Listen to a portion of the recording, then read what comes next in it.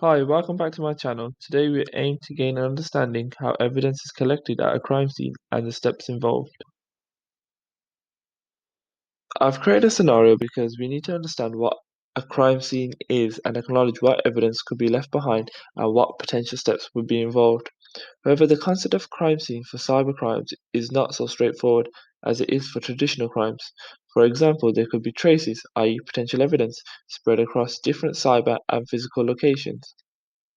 When attempting to collect evidence, you will also need to ensure it complies with best practice principles to be acceptable by a court of law.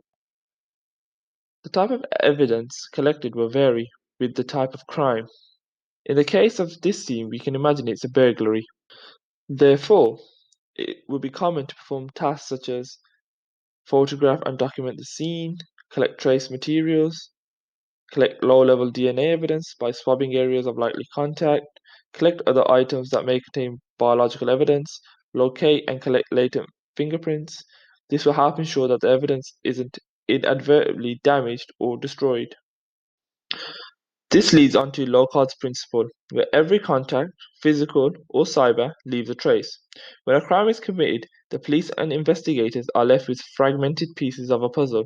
This can be anything from hair, fiber, piece of clothing, blood, fingerprints, etc.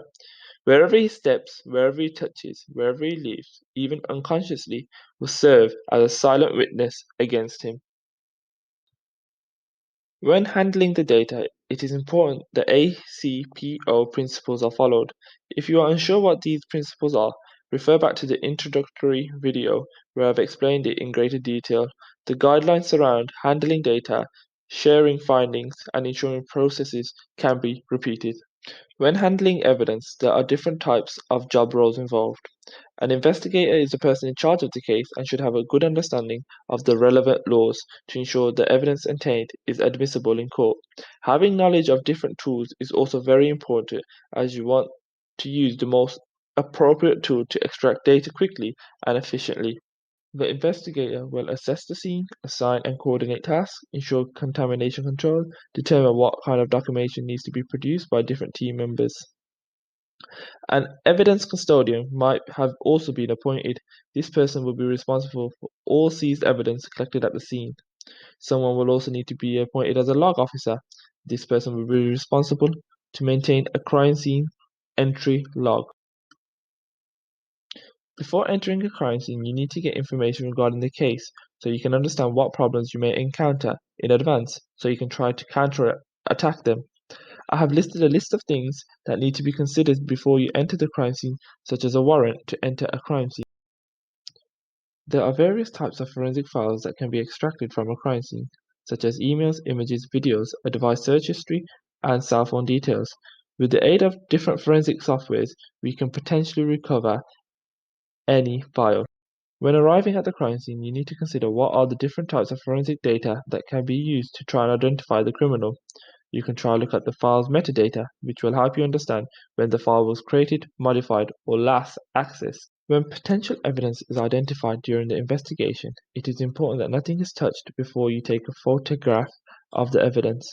When handling the data, you need to have the correct gear, such as gloves and protective footwear, to prevent the contamination of data. Evidence should be bagged and tagged. This is the process where evidence is placed in a bag for further analysis in a lab. The tag should include a police identification number, the date, time, and a description of the item. It should also know where the piece of evidence was collected from, who collected it, and any information associated with the item's make, model, or brand.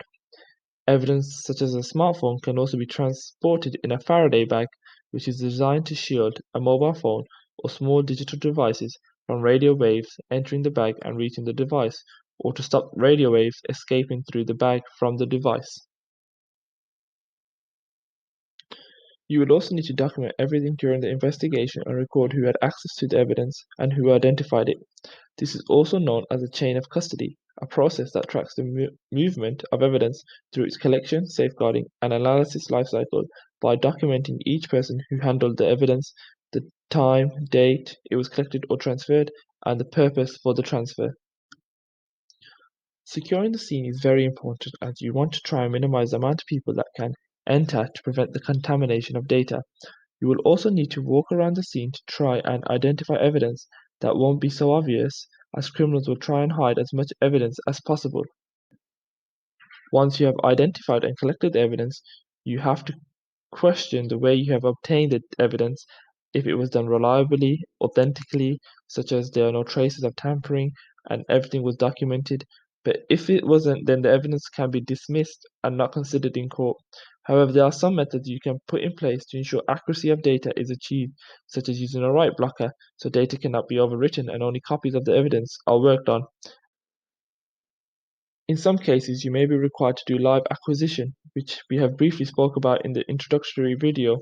However, live acquisition is when you can't afford to shut down a live system, as data can be lost or altered.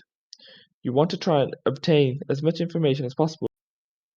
Thank you for listening, and if you have any questions, please drop a comment and don't forget to like and subscribe.